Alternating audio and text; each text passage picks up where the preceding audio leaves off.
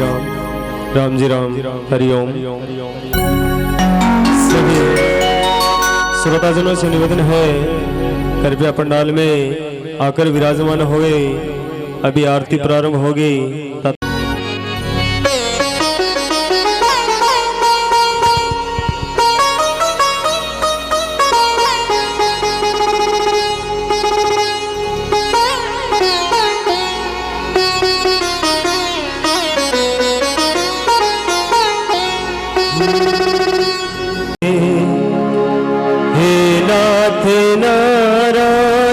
वासुदेव श्री कृष्ण गोविंद हर मुरारे। हे नाथ नारायण वासुदेव भज कृष्ण।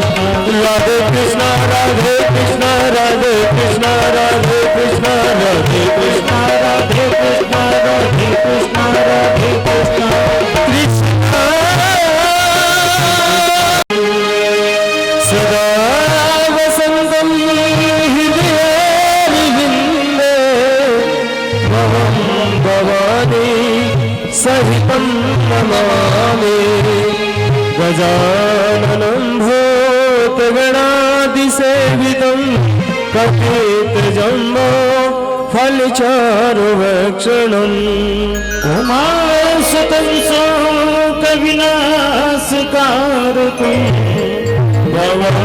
भवानीश्वर पादपङ्कजं ब्रह्मा मुरारी त्रिपुरं बेकारी मानो शशि भूमि सुतो बुधश्च गुरुश्च शुक्रे आशा करे तो ज्योति अनंत जगत। जय गणेश जय गणेश जय गणेश देवा। माता जाकी पार्वती पिता महादेवा। माता जाकी पार्वती पिता महादेवा।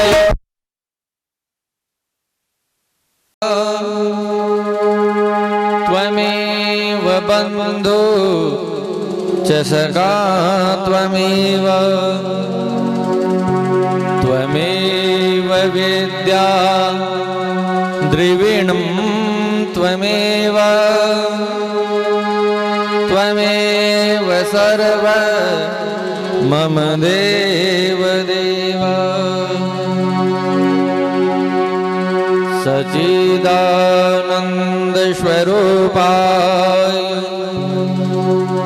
विश्वोपत्यादिहेतवे तापत्रय विनाशाय श्रीकृष्णाय वयं नमः। कृष्णाय वासुदेवाय देवकी नंदनाय च नंदगोपकुमाराय श्रीगोविन्दाय नमो नमः। वसुदेवं सुतं देवं कंसचाणूरमर्दनम् देवकी परमानन्दं कृष्ण वन्दे जगद्गुरुम्। नागेन्द्रहाराय त्रिलोचनाय भस्मांगराय महेश्वराय नित्याय शुद्धाय दिगंबराय तस्मै निकाराय नमः शिवाय। अतुलित बलधामं हेमशैलादेहं दनुजवन किसानो ज्ञानिनामग्रगण्यं सकल गुण निधानं वानराणामधीशं रघुपति प्रिय भक्तं वातजातं नमामि। हरि ओम श्री परमात्मने नमः। श्री गोविंदाय नमो नमः। श्री गुरु चरण कमलेभ्यो नमः।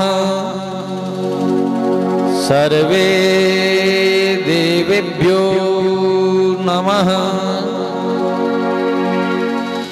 अनंत कोटि ब्रह्मांड नायक अकारुण करुणा वाले सर्वदा निर्गुण निराकार सगुण साकार भक्तवत्सल भगवान दीनानाथ के पावन चरणों में सादर प्रणाम करते हुए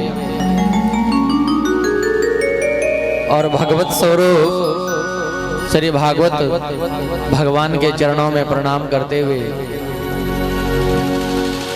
परमात्मा को प्राप्त सभी संत महापुरुषों के चरणों में प्रणाम करते हुए माँ भागीरथी गंगा और गौ माता के चरणों में प्रणाम करते हुए हमारे लोक देवता कंवर केसरो जी महाराज के चरणों में प्रणाम करते हुए और कथा में उपस्थित जितने भी कथा प्रेमी हैं सत्संग प्रेमी हैं माताएं बहनें और भाइयों का यथा मत यथा समय व्यासपीठ की तरफ से अभिवादन और मंच पर विराजमान सहायक मां सरस्वती शारदा की वंदना करने वाले सभी कलाकारों का व्यासपीठ की तरफ से अभिवादन।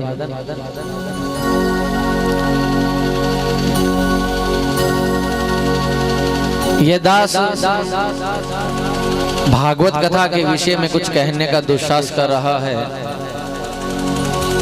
मेरी ऐसी कोई योग्यता तो नहीं है और ना ही कोई सामर्थ्य सामग्री है, पर गोविंद की कृपा से संतों की कृपा से और गुरु महाराज की कृपा से जो कुछ मुझे प्राप्त हुआ है वो आपके सन्मुख निवेदन करता हूँ।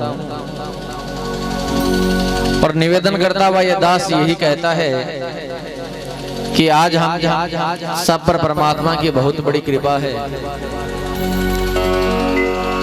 सबसे बड़ी कृपा तो यह है कि परमात्मा ने हमें मानव का सुंदर जीवन दिया है। वो सुंदर जीवन जो महाराज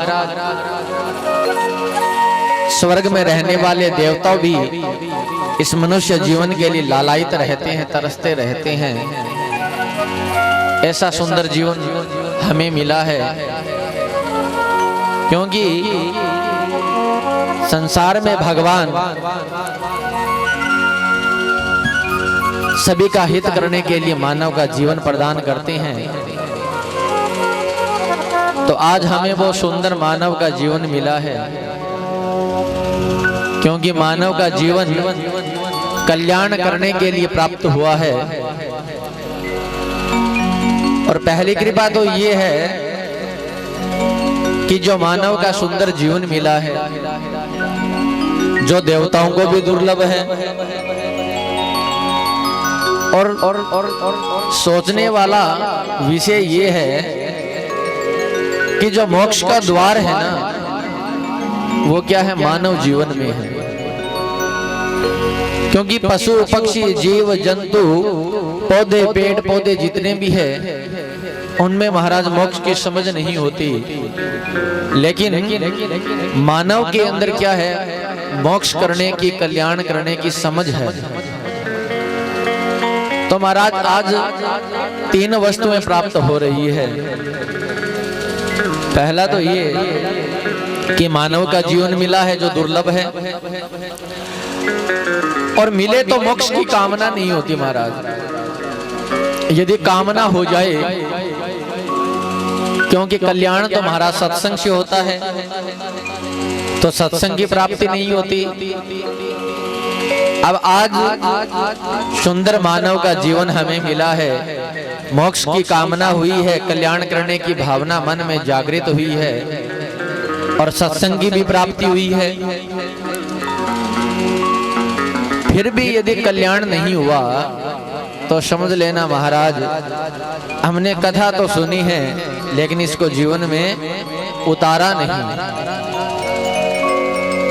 संतों ने कहा है कि 2 बातों को तू भूल मत, जो चाहे कल्याण, नारायण एक मौत को, दूजे श्री भगवान। जीवन में एक तो भगवान को, परमात्मा को कभी नहीं भूलना चाहिए, और एक अपनी मौत को कभी नहीं भूलना चाहिए महाराज। क्योंकि जिसका जन्म हुआ है उसको एक ना एक दिन मरना पड़ेगा, ये संसार का सत्य है। मरना तो पड़ेगा, और मरने से पहले हमारा जीवन जन्म क्यों हुआ है, इसके उद्देश्य का पता करके, भगवान का सानिध्य प्राप्त करके कल्याण करने की हेतु कुछ महाराज कार्य कर लिया जाए तो वो उत्तम रीति बताई गई है। क्योंकि क्षिति जल गगन पावक समीरा, पंच रचित ये अधम शरीरा। 5 तत्वों से निर्मित ये सुंदर शरीर है, जो महाराज जब तक श्वास रूपी किराया है तब तक तो महाराज मृत्यु लोक में हम हैं, और जिस दिन जीवन समाप्त हो जाएगा, श्वास समाप्त हो जाएंगे, उस दिन हमें जाना पड़ेगा। और महाराज बड़े बड़े जो राजा थे, विद्वान थे, वो चले गए तो हमें भी जाना पड़ेगा। क्योंकि ये जो मानव का जीवन है ना, ये बहुत अनमोल है महाराज, इसको ऐसे ही मिट्टी में मत गंवाइए। संतों ने तो यहाँ तक कहा है कि अब की बार तो मिला है, फिर हमें मिलेगा या नहीं मिलेगा ये किसको पता है। इसलिए 7 दिनों की भागवत कथा है, सुंदर चलने की तैयारी है। भागवत क्या है, मौत को सुधारती है, और राम कथा जीवन जीने की कला सिखाती है। तो 7 दिनों की सुंदर भागवत कथा है। आज प्रथम दिवस है, तो मनुष्य जन्म का कल्याण का लाभ ले लीजिए। तो संतों ने क्या सुंदर गाते हुए कहा है, मनुष्य जन्म अनमोल रे, मिट्टी में ना रोल रे, अब तो मिला है फिर न मिलेगा, कभी नहीं कभी नहीं कभी नहीं रे। अब तो मिला है फिर न मिलेगा, कभी नहीं कभी नहीं कभी नहीं रे।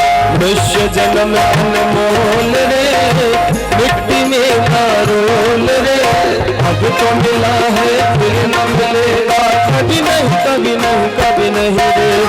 अब तो मिला है फिर न मिलेगा, कभी नहीं कभी नहीं कभी नहीं रे।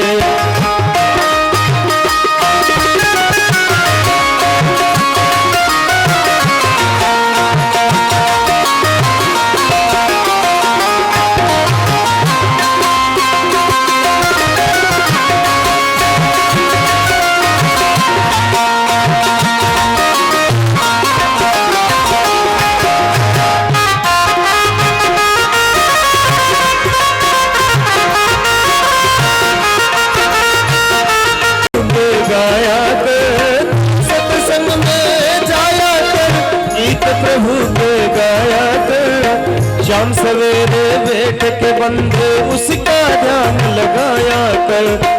शाम सवेरे वेद के बंदे उसका ध्यान लगाया नहीं लगता कुछ मोल रे मिट्टी में ना रोल रे नहीं लगता कुछ मोल रे मिट्टी में ना रोल रे अब तो मिला है फिर न मिलेगा कभी नहीं कभी नहीं कभी नहीं मनुष्य जन्म अनमोल रे मिट्टी में ना रोल रे अब जो मिला है फिर न मिलेगा कभी नहीं कभी नहीं कभी नहीं हरि बोल।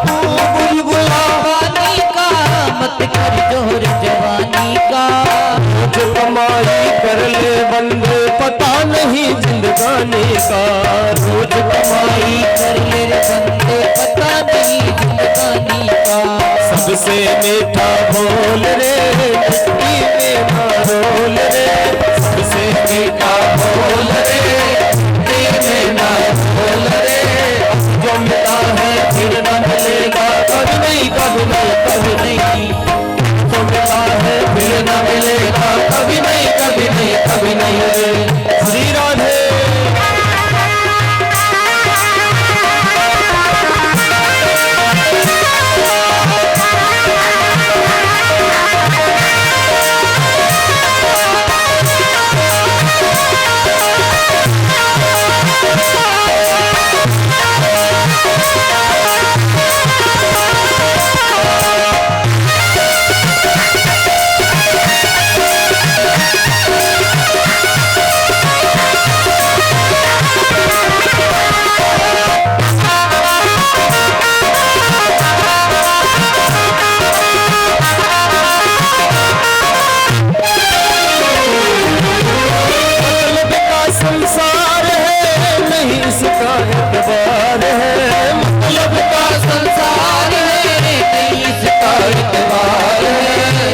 संभल कर चलना बंदे भूल नहीं अंगार है संभल कर चलना बंदे भूल नहीं अंगार है ये आंखें खोल रे मिट्टी में ना रोल रे उनके आंखें खोल रे मिट्टी में ना भूल रे अब जो मिला है फिर न मिलेगा कभी नहीं कभी नहीं कभी नहीं जो मिला है फिर न मिलेगा कभी नहीं कभी नहीं कभी नहीं जन्म अनमोल रे मिट्टी में न भूल रे अब जो मिला है फिर न मिलेगा कभी नहीं कभी नहीं कभी नहीं अब जो मिला है फिर न मिलेगा कभी नहीं कभी नहीं कभी नहीं श्री राधे।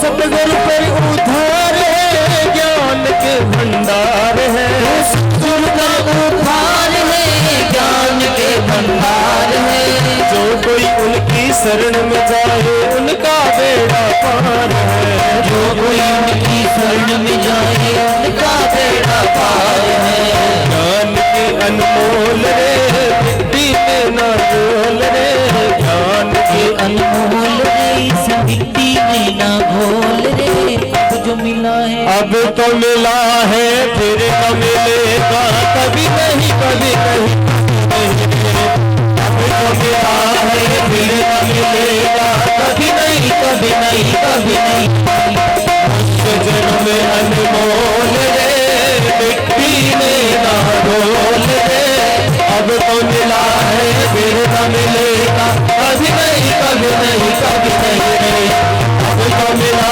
है फिर न मिलेगा, कभी नहीं रे।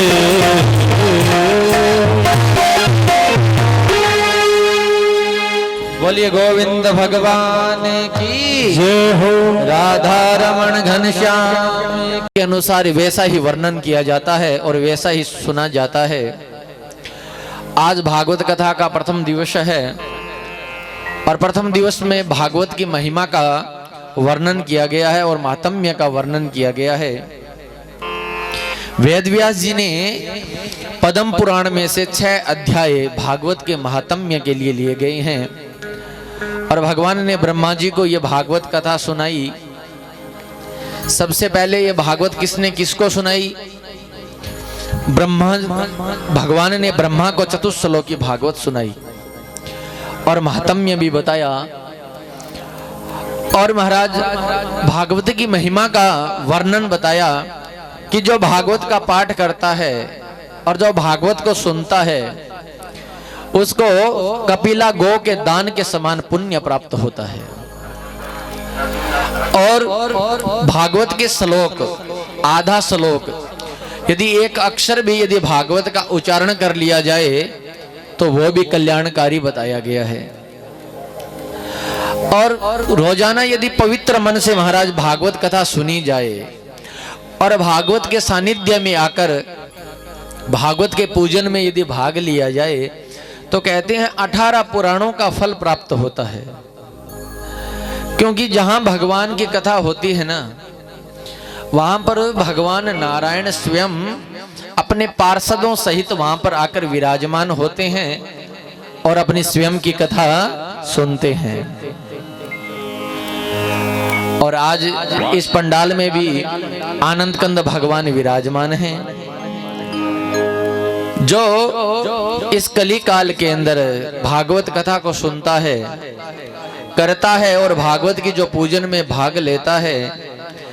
जो जिस गांव के अंदर भागवत कथा का आयोजन होता है तो महाराज कथा सुनने वाले, आयोजन करने वाले उन वैष्णव भक्तों को महाराज इस कली युग के अंदर कभी इस माया के अंदर नहीं फंस सकते। और कहते हैं कि भागवत कथा सुनने वाले हजारों कल्पों तक बैकुंठ में वास करते हैं। और भागवत कथा का दान उत्तम बताया गया कि जिस गांव के अंदर भागवत कथा हो महाराज वहां पर देव, यक्ष, किन्नर आदि महाराज तृप्त होते हैं, पितृ देवता प्रसन्न होते हैं, पितरों का आशीर्वाद प्राप्त होता है, वंश में वृद्धि होती है, धनवान धनी हो जाता है, विद्यार्थी को विद्या प्राप्त होती है। जिसको जैसी कामना होती है वैसा ही भागवत भगवान वैसा ही फल प्रदान करते हैं।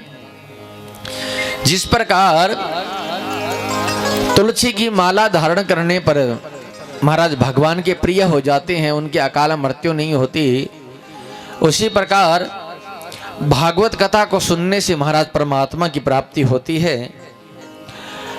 और कहते हैं कि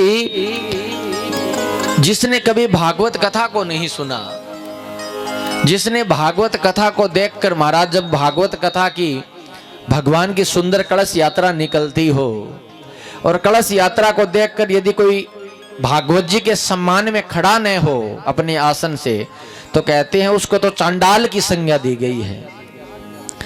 और महाराज जो भागवत कथा को सुनकर भी भागवत का अपमान करता है उसको चांडाल की संज्ञा बताई गई है कि वो तो चांडाल के समान है। और जहां पर भागवत कथा होती है वहां पर भगवान दौड़े आते हैं, जैसे गौ माता के पीछे पीछे बछड़े दौड़े आते हैं, उसी प्रकार भगवान स्वयं उस भागवत कथा में आते हैं। और भगवान कहते हैं कि जो मेरी कथा को सुनकर जिनकी आंखों के अंदर प्रेम रस धारा बहने लगे, अश्रु धारा बहने लगे, तो समझ लो उसने मुझे प्राप्त कर लिया। और जो भागवत को देखकर महाराज खड़ा नहीं होता उसके 10 वर्ष के पुण्य नष्ट हो जाते हैं। क्योंकि भागवत क्या है, एक कल्प वृक्ष बताया गया है। इसे जो मांगो वो मिलता है। धन, ऐश्वर्य, आरोग्यता, भय नाश, बुद्धि, पुष्टि, पराक्रम, पुण्य, आयु को बढ़ाने वाला और भागवत कथा आनंद को बढ़ाने वाला है।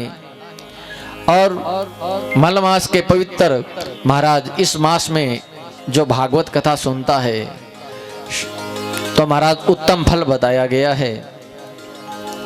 भागवत का क्या फल है कि भागवत से पवित्रता आती है और जितने भी पाप है ना, पापों का क्षय होता है। सभी पुण्य तीर्थों का फल, सभी आश्रमों का फल और महाराज सिर्फ केवल भागवत कथा सुनने से ही प्राप्त हो जाता है। तीर्थ करने के लिए तो हमें तीर्थों में जाना पड़ता है, हरिद्वार, काशी, प्रयाग, नर्मदा आदि जगहों पर जाना पड़ता है। लेकिन भागवत तो वो तीर्थ है महाराज जो अपने आप चल के पहुंच जाती है। आज इस भागवत रूपी तीर्थ है जो गंगा है, इसमें हम स्नान करने जा रहे हैं। जहां पे महाराज भगवान की आनंद रसमय कथा होगी वहां पर डुबकी लगाएंगे और कहीं कहीं पर सिर्फ आचमन करके आगे चलेंगे। तो महाराज जल क्या करता है, स्नान करने से शरीर की शुद्धि होती है। जल शरीर का मेल धोता है और भागवत की कथा महाराज मन के मेल को धोता है। भागवत कथा भगवान ने ब्रह्मा को सुनाई, ब्रह्मा ने नारद जी को सुनाई और नारद जी ने महाराज चतुश्लोकी भागवत व्यास जी को सुनाई। और व्यास जी महाराज ने क्या किया, इस चतुश्लोकी भागवत के 18,000 श्लोकों का महाराज निर्माण किया, रचना की और अपने पुत्र सुखदेव जी को सुनाई। और सुखदेव मुनि ने यही भागवत कथा राजा परीक्षित को सुनाई और राजा परीक्षित का इस भागवत कथा सुनने से महाराज कल्याण हुआ। और आज तक भगवान को किसी ने नहीं देखा, पर मानते तो है ना कि भगवान है। क्योंकि यदि भगवान के साक्षात दर्शन करने हो तो महाराज प्रातः काल जब भगवान सूर्य नारायण उदय होते हैं तो हमारे सनातन पद्धति में तो सूर्य नारायण भगवान साक्षात क्या है, भगवान हैं, सूर्य नारायण भगवान हैं। तो उनके हम दर्शन करते हैं ना। अग्नि को देव मानते, अग्नि के दर्शन करते हैं, वायु के दर्शन करते हैं, पृथ्वी के दर्शन करते हैं, आकाश के दर्शन करते हैं, 10 दिक्पालों के दर्शन करते हैं। ये सभी परमात्मा हैं। सूर्य, नक्षत्र, तारे आदि सभी का संचालन करने वाले, बनाने वाले महाराज परमात्मा हैं। तो परमात्मा के स्वरूप के बारे में बताया गया कि सच्चिदानंद रूपाय विश्वोपत्यादि हेतवे तापत्रेय विनाशाय श्री कृष्णाय वयं नमः। कि जो सत्य है 3 कालों का में जिसका नाश न हो, परमात्मा सर्वत्र व्यापक है, सब में है, सब का है और सब के लिए सब जगह है। चित्त यानी ज्ञान, जो ज्ञान रूप से सबके बुद्धि में है, जो सबको ज्ञान रूप से प्रकाशित करता है, वो चित्त रूप से है। और जो आनंद, जब हम भगवान की कथा सुनते हैं हमें आनंद की प्राप्ति होती है। भजन करते हैं, कीर्तन करते हैं, पूजन करते हैं, ध्यान में जब आनंद आता है ना, वही सच्चिदानंद भगवान है। और तापत्रय विनाशाय, 3 प्रकार के ताप नाश करने वाला है। कौन कौन सा? आध्यात्मिक, आदि देविक, आदि भौतिक, दैहिक, इन तीनों तापों को नाश करने वाले। क्योंकि मानसिक, प्राकृतिक और शारीरिक ये 3 प्रकार के ताप हैं। इन तीनों तापों का जो नाश है ना महाराज, वो भगवान की कथा से होता है।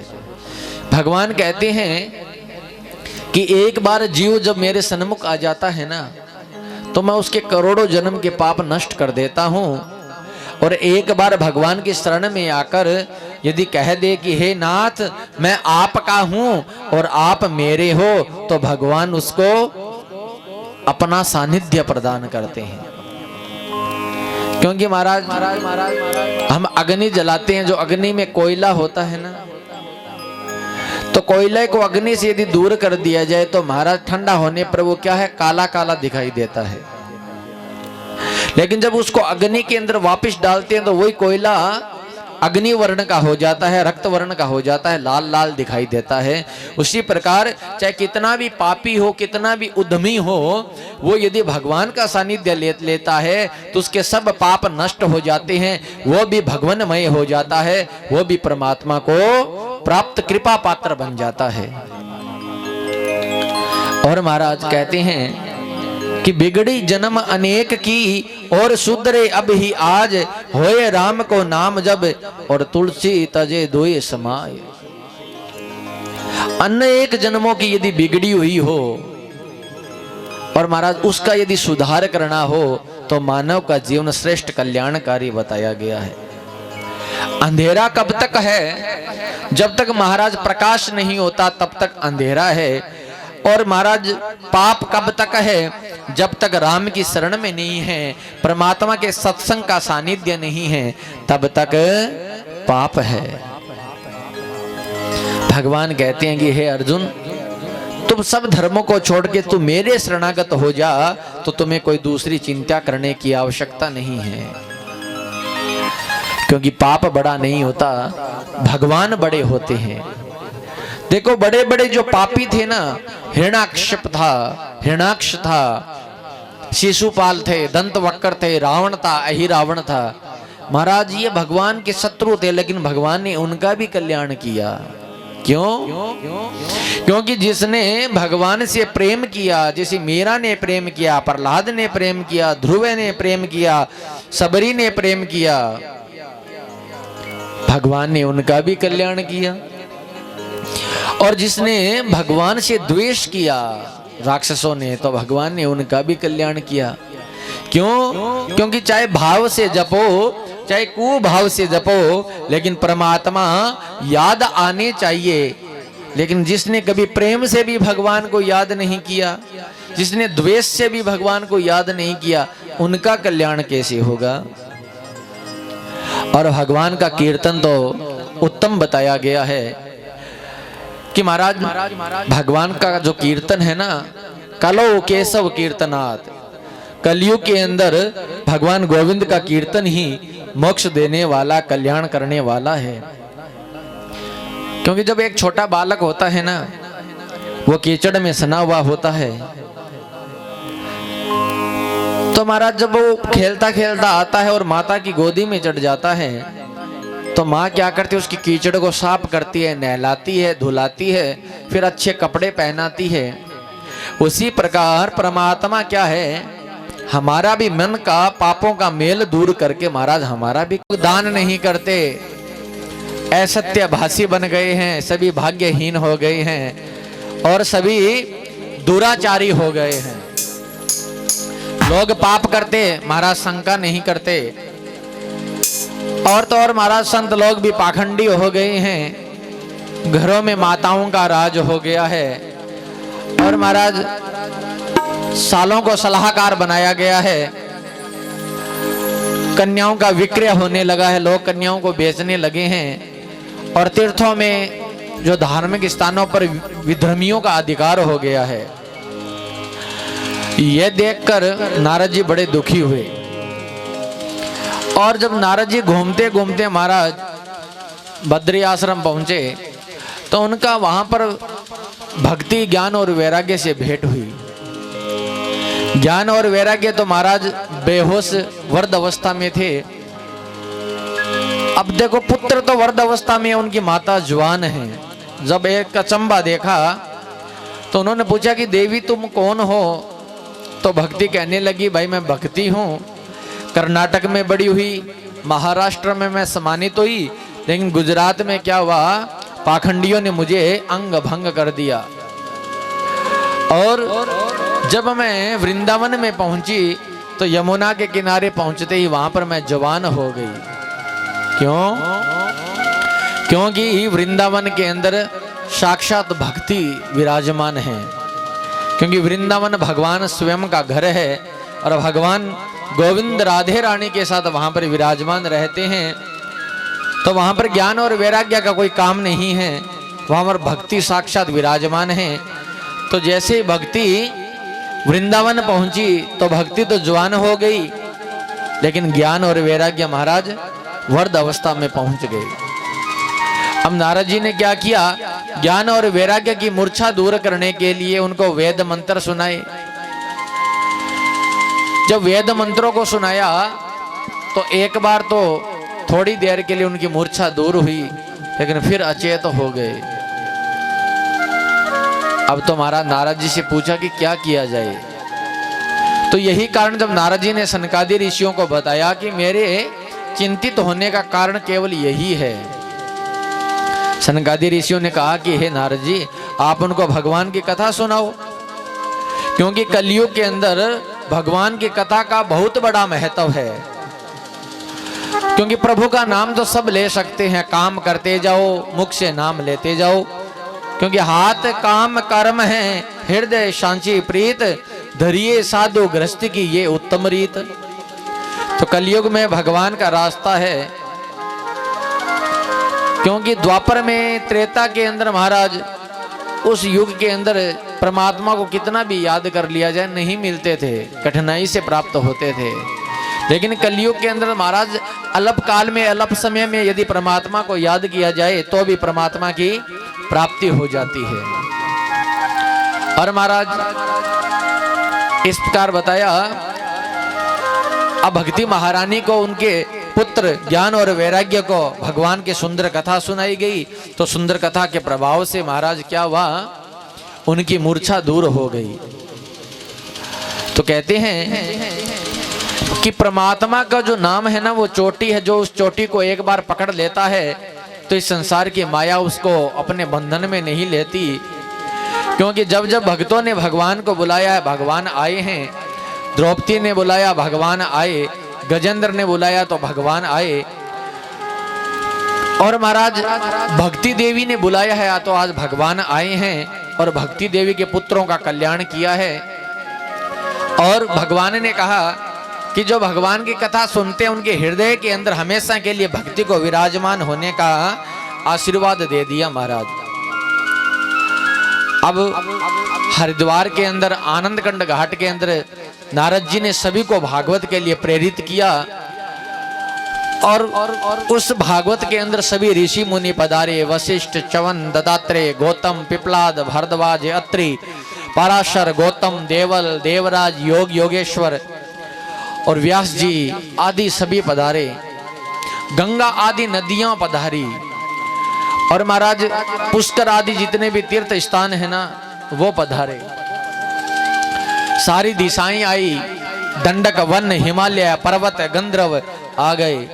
लेकिन कुछ अभिमानी लोग थे ना, घमंडी लोग, वो भागवत कथा में नहीं पधारे। तो भृगुजी ऋषि है वो उनको मना के ला रहे हैं कि भाई भगवान की कथा के अंदर घमंड है, अभिमान है, द्वेष काम नहीं चलता। तो उनको भृगुजी मना के ला रहे हैं कि भागवत कथा तो सबकी है, सबको भाग लेना चाहिए। तो सनकादि ऋषियों के द्वारा भागवत प्रारंभ की गई और महाराज कलश का पूजन किया गया। तो सभी देवताओं ने क्या किया, भागवत जी पर पुष्प वर्षा करी। सनकादि ऋषि गायन करते हुए कहते हैं कि यस्य स्मरण मात्रेण मुक्ति दायिनी, जिसके स्मरण से यदि मुक्ति प्रदान होती हो ऐसी भागवत कथा है। सदा सेव्यम श्री भागवत कथा चिंततम, यस्य स्मरण मात्रेण हरि चिंततम समाहितम, कि जो चिंतन मात्र से सभी पापों को नष्ट कर देती है ऐसी भागवत सुंदर कथा है जो हमेशा सुननी चाहिए। क्योंकि महाराज जीवित व्यक्ति का कल्याण तो करती है, मरने के बाद यदि किसी जीव के निमित्त भागवत कथा की जाए तो उसका भी कल्याण करती है, पितरों का उद्धार करती है। महाराज यदि किसी व्यक्ति के अंदर कान में यदि भागवत का एक श्लोक भी पड़ जाए तो उसका भी कल्याण होता है, उसको भी उत्तम गति यानी सदगति की प्राप्ति होती है। संत कहते हैं कि जिसने पूरे जीवन में कभी भागवत कथा को नहीं सुना तो वो तो दुष्ट चंडाल के समान बताया गया है। और इस धरती के ऊपर अपनी माता की प्रसव पीड़ा यानी उदर को सिर्फ प्रसव पीड़ा का कष्ट देने के लिए ही वो पैदा हुआ है। उसका जन्म निर्थक है हमारा, क्योंकि पशुओं के तो क्या है सींग और पूंछ होता है, लेकिन वो तो पशु के समान है, लेकिन फर्क इतना है कि भगवान ने उनको सींग और पूंछ नहीं लगाए। और महाराज जब भगवान अपने गोलोक धाम जा रहे थे ना, उस समय अपने अलक्षित रूप को भागवत के अंदर प्रवेश कर लिया था। और यही आज भागवत कथा हमें सुनने को मिल रही है। बोलिए भक्तवत्सल भगवान की। अब महाराज इंगे सिटी कम करो भाई। संसार के अंदर 5 प्रकार के पाप बताए गए हैं। 5 प्रकार के पाप कौन कौन से हैं? एक तो महाराज जो मदिरा का पान करता है ना, जो शराब पीता है, जो दारू पीता है, जो मदिरा का पान करता है, वो सबसे बड़ा पाप बताया गया है कि वो मर्त गाय का मांस खाने से भी ज्यादा हानिकारक है मदिरा पान बताया गया है। तो अब देख लो, जो भाई शराब पीता है ना, समझ लेना वो गाय का मांस खाता है। और दूसरा पाप बताया गया, क्योंकि मदिरा पीने से क्या होता है महाराज, बुद्धि मलिन होती है, मन में विकृति आती है, धर्म के अंकुर नष्ट हो जाते हैं और फिर हिंसा करने की मन में आती है और पाप होता है। और दूसरा पाप बताया ब्राह्मण हत्या। जो ब्राह्मण का अपमान करता है तो महाराज उसको ब्रह्म हत्या जैसा पाप लगता है। ये दूसरा पाप बताया। तीसरा पाप बताया सोने की चोरी करना। वैसे तो चोरी करना पाप ही है महाराज। और चौथा पाप बताया कि अपनी पत्नी को छोड़कर जो दूसरी पत्नी की इच्छा करता है, जो पर स्त्री गमन करता है, वो सबसे बड़ा पाप बताया। और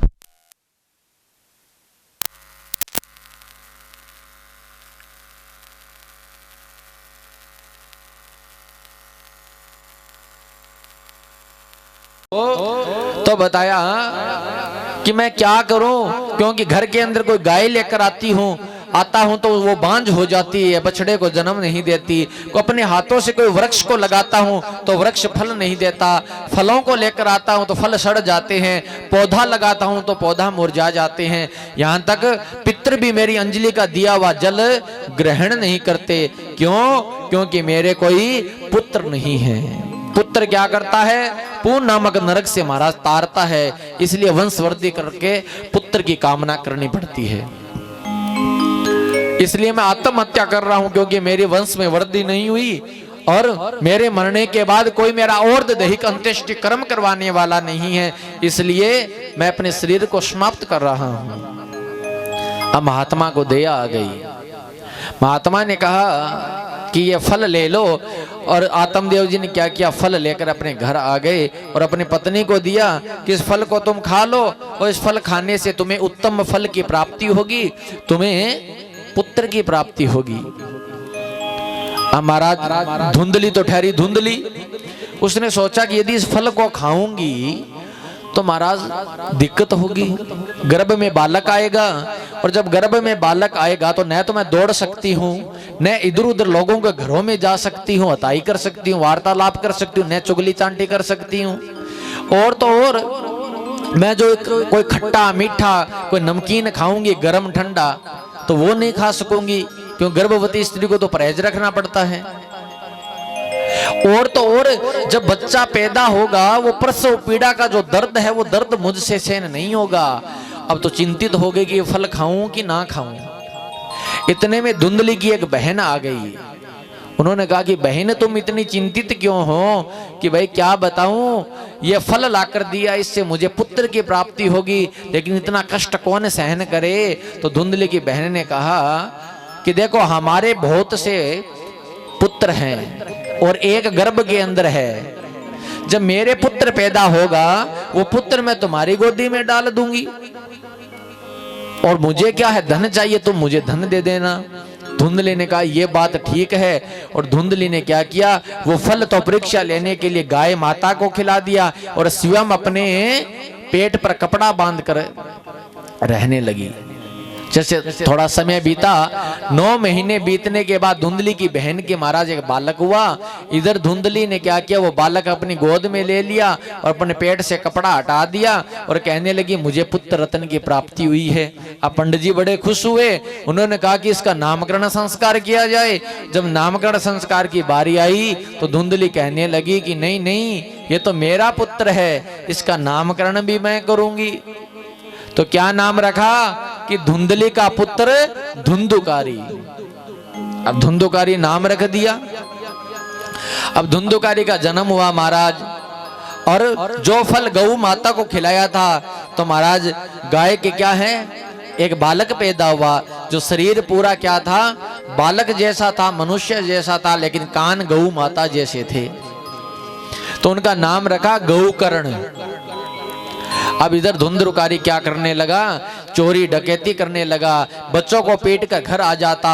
धीरे धीरे वर्ती बढ़ी, अब तो महाराज लूट पाट करने लगा, लोगों को पीटने लगा, लोगों के घरों में डाके डालने लगा, और तो और महाराज वेश्या गमन करने लगा, वर्ती बढ़ने लगी। और ऐसा पुत्र की कामना तो कभी आत्मदेव जी ने करी ही नहीं थी। आत्मदेव जी ने क्या किया, दुखी होकर घर से निकल गए और वन में जाकर महाराज अपने शरीर को समाप्त कर लिया।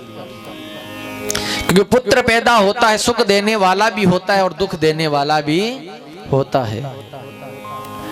अब तो महाराज धुंधली को महाराज आकर तंग करने लगा, कभी पीटता, शराब पीता, मदिरा पान करता। और धुंधली ने एक दिन पैसे देने के लिए मना कर दिया तो अपनी माता धुंधली को भी पीट दिया। अब धुंधली ने क्या किया, आत्महत्या कर ली। अब तो धुंधुकारी स्वतंत्र हो गया और महाराज क्या किया, 5 वेश्याओं को अपने घर में ले आया। और महाराज वेश्याओं ने सोचा कि ये हमें घर लेकर आया है, ये चोरी करता है, डकैती करता, कल को राजा जी इसको पकड़ के ले जाएंगे, इसको दंड देंगे तो हमें दिक्कत होगी। ऐसा करें, इसको मारकर हम ही इसका धन लेकर चले जाएं।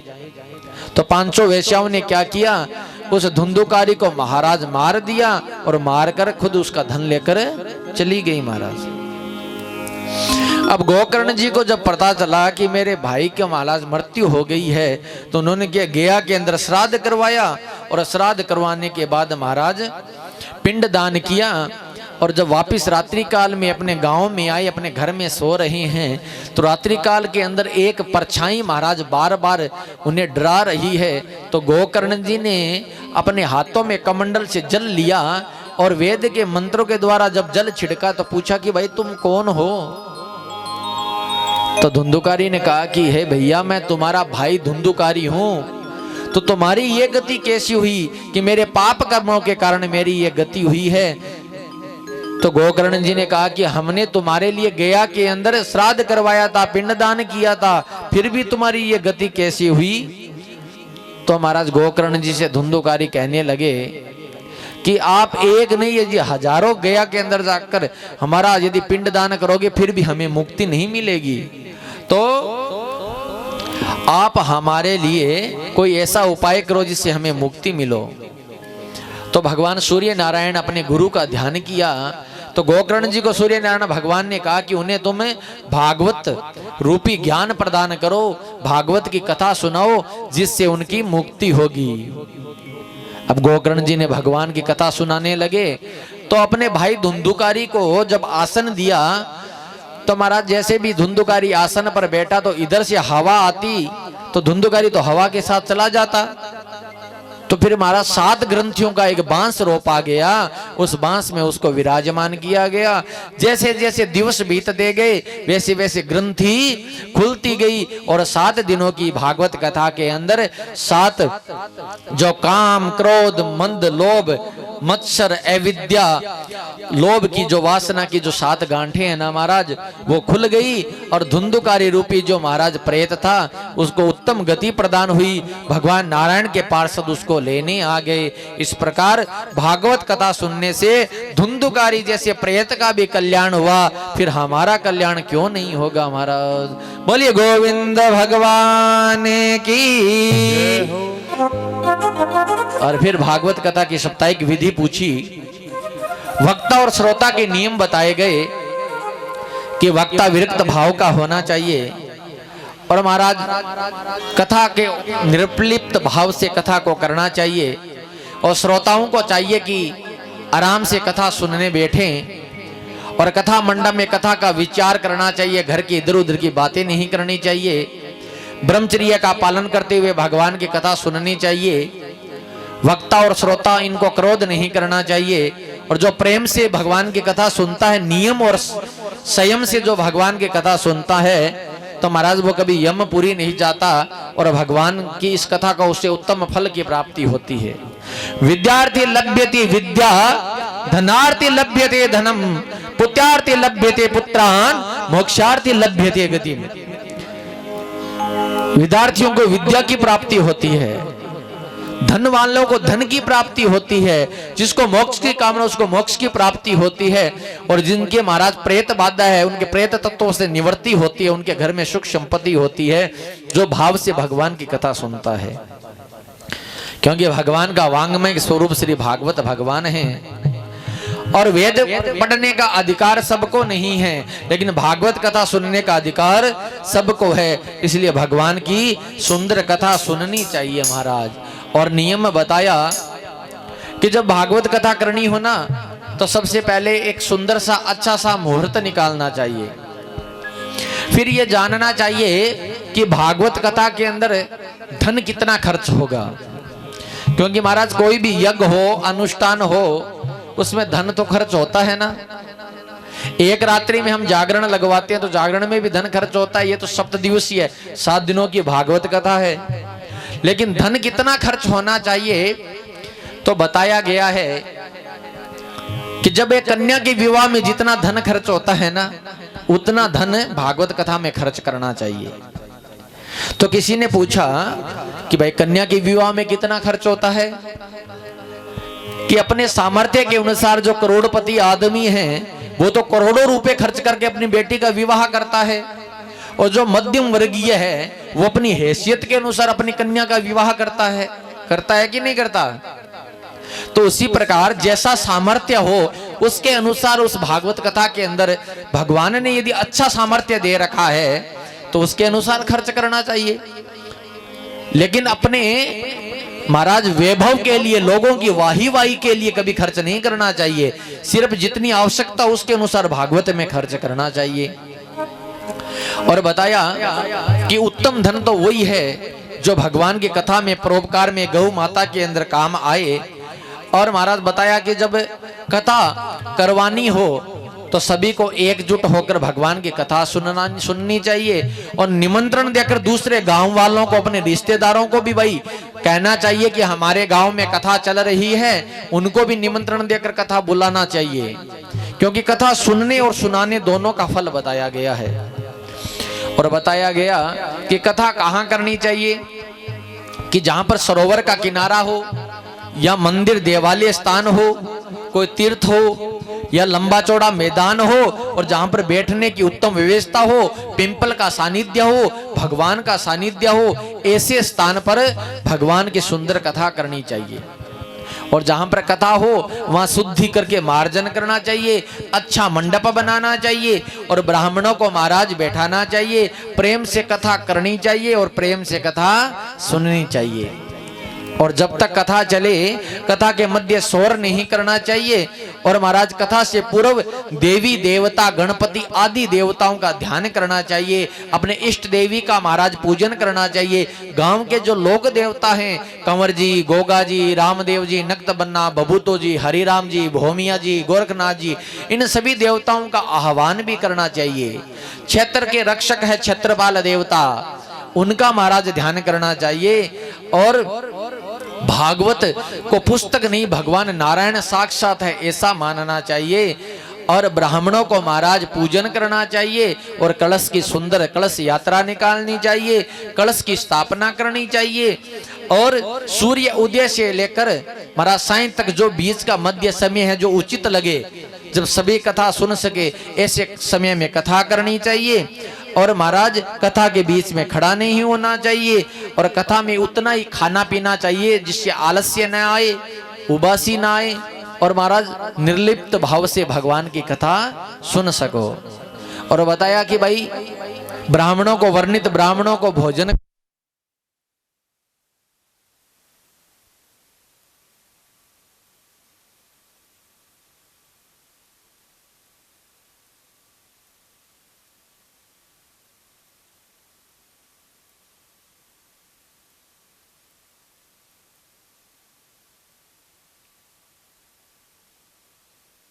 ना, जैसी रही भावना जिसकी प्रभु मूर्त देखी तीन तैसी, उसको उसके अनुसार फल जरूर मिलेगा महाराज। और भागवत के नियम बताए